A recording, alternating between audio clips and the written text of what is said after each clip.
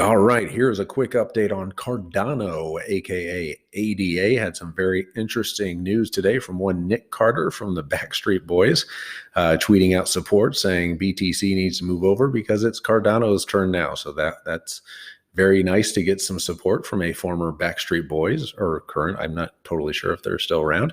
But right now, trading about $1.10. Charts don't look amazing right now, testing all kinds of lower lows today and yesterday. Very vulnerable to a potential drop to the downside in the near term, but we could see a huge pump around that 360 event coming up on Thursday. But similar to the Coinbase Pro news, could see a retracement back to similar levels. But with Cardinal 360 coming up on Thursday, could be very interesting. There could be some catalysts coming out of that. Charles mentioned on Twitter, should be action packed, whatever that means. And we should have a tentative Alonzo date by Thursday. So very, very interesting. And again, not financial analysts, not financial advisors. So do your own research, but we are long-term holders of Cardano. In the short term, again, does not look like a short-term trader's dream right here.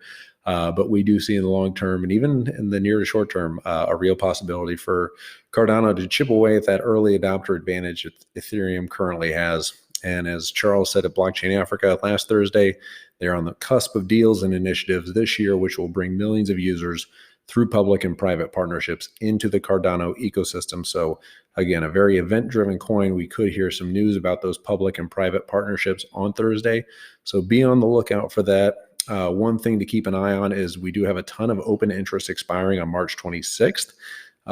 This is a little in the weeds, but roughly about 5.6 billion worth of Bitcoin and about 1 billion worth of Ethereum expiring on March 26th, which usually does spur those two to the upside and the market along with it. So that's some kind of general guidance on potentially where the market's going after those expirations on March 26th. So Cardano and the rest of the market could see a move upward from there. At least that's what typically does happen when those open interest contracts expire.